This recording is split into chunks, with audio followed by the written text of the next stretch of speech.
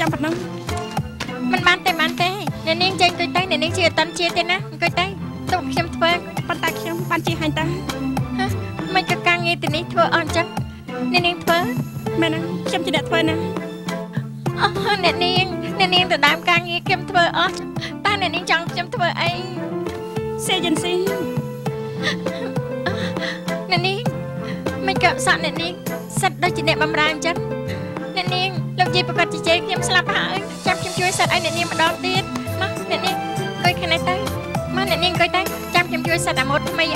អ្នកនាងថ្ងៃក្រោយកុំឲ្យធ្វើការងារអីទៀតការងារទាំងអស់នេះទុកឲ្យអ្នកបំរើដូចជាខ្ញុំនេះធ្វើវិញកុំធ្វើទៀតទុកឲ្យអ្នកបំរើធ្វើបានហើយអ្នកនាងឆ្លុះកញ្ចក់នេះទៅណាអ្នកនាង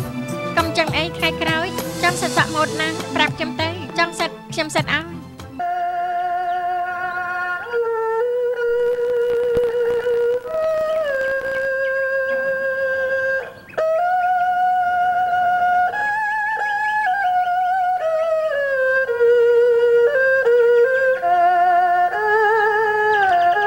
សៀវភយានឯងត្រូវតែដឹងច្បាស់ណាមនុស្សត្រូវចេះដឹងគុណគេចេះសងគុណគេរឹតតែត្រូវដឹងពីទូនីតិខ្លួនឯងទៀតបើកុំតែឪពុកម្ដាយឯងឆាប់ស្លាប់ហើយបកគលឯងមកឲ្យយើងឥឡូវនេះយ៉ាងច្រើនឯងត្រឹមតែជាកម្មករនៅកន្លែងយកសុទ្ធជនបទហ៊ូចិត្តតែប៉ុណ្ណោះឯងគឺជាជនសម្រាប់ដែលមិនអាចធ្វើកិច្ចការធំបាន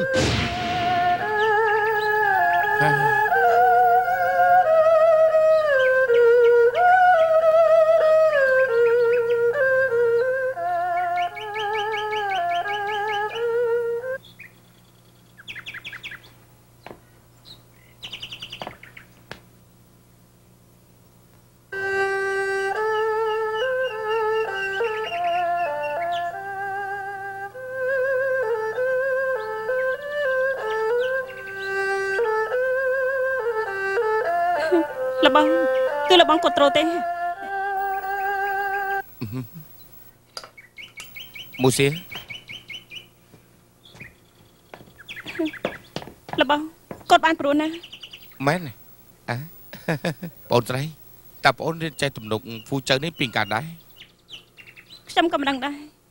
ពេលលេសម្លេងត្រូបងក៏ច្រៀងចេញមកចាំហីពីមុនខ្ញុំមិនចេះច្រៀងទេ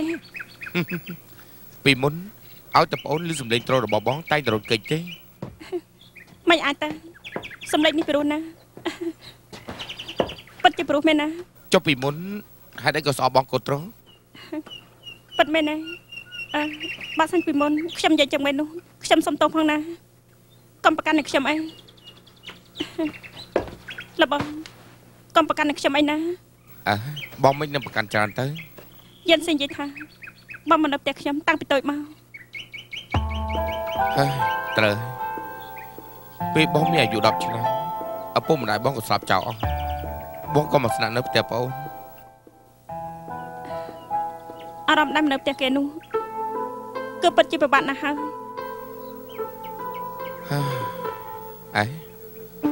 មិនក៏ស្រាប់តែសួរពីរឿងនេះអញ្ចឹងខ្ញុំមានអារម្មណ៍ថាខ្ញុំនៅគ្រួសារនេះដូចជាមិនសូវចាស់សម្រងគ្នាសោះខ្ញុំក៏មានអារម្មណ៍ថាមកនៅផ្ទះគេដែរពួកគាត់កាន់តែល្អនឹងខ្ញុំកាន់តែមានការភ័យខ្លាចបងគួរតែយល់ពីអារម្មណ៍ខ្ញុំហើយអារម្មណ៍នេះប្រកបជាខុសគ្នាអូនគឺកូនស្រីរបស់គ្រួសារទូពិតប្រកបមិនក៏មានអារម្មណ៍ទៅចូលកោននៅផ្ទះគេអញ្ចឹងនោះផ្ដាស់មែននៅមានវិលៀមនោះទីគេអាសាមើលខ្ញុំនិយាយត្រង់ចុះខ្ញុំក៏រំភើបដែរតែគេធ្វើចឹងដាក់ខ្ញុំនោះខ្ញុំកាន់តែល្អខ្លួនណាស់លបងខ្ញុំនឹងកូនធ្លាប់បានចាប់ពីនឹងគ្នាមែនទេឯងកុំយកគុណសងជាទោសកុំធ្វើឲ្យកូនស្រីយើងបាត់បង់គុណកាលល្អណាឯងយល់ទេ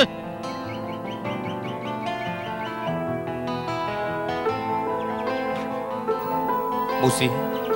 នាងកុំគិតប្រដេបដាច់សោះចាំក្រោយពេលដែលនាងជាហើយប្រកាសជាមានអារម្មណ៍ដូចដើមវិញហើយចំពោះរឿងមកកូនកានាងនឹងលោកវៃលៀបនោះជាការរៀបចំនិងរឿងដ៏ម៉ត់ចត់ពីឪពុកនាងប៉ុន្តែខ្ញុំអត់ចាំតទៅសោះមានពេលខ្លះខ្ញុំយល់ថាខ្ញុំមិនមែនជាអ្នកនាងនៅក្នុងគ្រួសារនេះទេមូស៊ីស្ដាប់ខ្ញុំនិយាយសិនខ្លាំងតកប្រាក់នៅតាសិននៅសៀងហៃនេះគឺមានមុខមាត់ខ្លាំងណាស់ហើយចំពោះរឿងកប៉ិកកប៉ុកបែបនេះ សុទ្ធតែអាចត្រូវគេយកមកនិយាយដើមទាំងអស់ពិសេសគឺជំងឺនេះមនុស្សនៅខាងពាណិជ្ជកម្មទាំងអស់សុទ្ធតែកំពុងតែសង្កេតមើលថាតើរឿងរបស់នាងនៅវ័យលៀបមានលទ្ធផលល្អឬក៏អត់សំនៀងថ្ងៃក្រោយកុំធ្វើការសង្ស័យបែបនេះទៀតតើដឹងទេខ្ញុំដឹងហើយខ្ញុំមិនធ្វើឲ្យអ្នកផ្ទះនេះខ្មាស់គេទេបើចឹងរឿងមកកការនាងនៅវ័យលៀបនោះតើរងចាំក្រោយពេលដែលនាងចង់ចាំរឿងឡើងវិញទាំងអស់ហើយចាប់អនុវត្តក៏មិនយឺតពេកដែរតែមិនទេកាប់ខ្ញុំក៏គិតអញ្ចឹងដែរបើមិនអញ្ចឹងទេគឺដូចជារៀបការជាមួយមនុស្សដើមស្គាល់គ្នាអញ្ចឹងនេះជាការពិតណាត្រូវហើយគឺអារម្មណ៍អញ្ចឹងហើយលបងដឹងទេនៅក្នុងគ្រួសារនេះខ្ញុំមានអារម្មណ៍ចិត្តស្និទ្ធជាងគេនោះគឺជាបងហើយដូច្នេះតើខ្ញុំប្រាប់ខ្លួនឯងជាបណ្ដាថាខ្ញុំជាសមាជិកនៅក្នុងគ្រួសារនេះហើយក៏ព្រមទទួលយកអ្វីដែលបងប្រាប់ខ្ញុំបដាដែរហើយខ្ញុំបានស្ងប់ជាងមុនទេលបងកូនរបស់ខ្ញុំស្ដាប់ម្ដងទៀតទៅបានទេបងប្រុស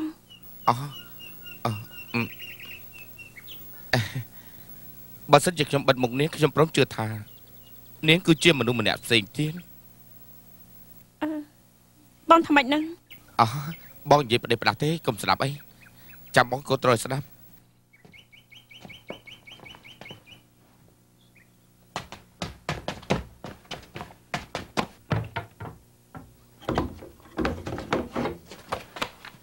គឺជាអារបស់ខ្មោចយោនេះធ្វើឲ្យអ្នកនាងយើងល្ងីល្ងើអស់យើងនឹងបំផ្លាញអញចោល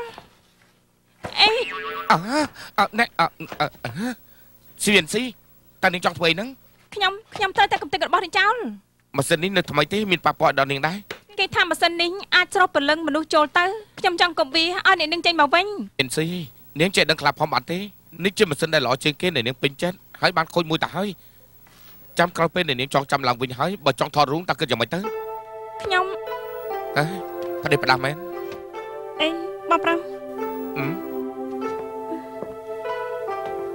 ខ្ញុំខ្លាចទៅជាអញ្ចឹងពាក់ព័ន្ធជាមួយរបស់នេះដែរមែនទេត្រូវហើយ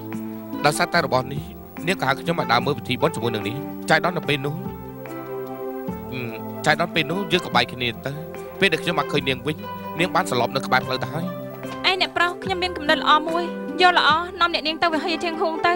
ប្រហែលជានាងឃើញទេសភាពហើយនឹកឃើញរឿងដើមខ្លះនាងផ្ដោតកំណត់ល្អមែនអូនស្រីតើទៅបានទេមូស៊ីទឹកមុខអូនស្រកអស់ជាងមុនឆ្ងាយណាស់អាចចាប់ក្រែដើរបានហើយបើចឹងស្រួលហើយបងអូនស្រីទៅដើរលេងជាមួយវៃលៀមទៅបងមានការបន្តិចព្រោះបងមានការចង់ទៅកន្លែងឃ្លាំងប្រាក់បន្តិចសិនលាសិនហើយនាងយកទទួលស្រួលទៅកុំធ្វើឲ្យខូចទៀតណាចា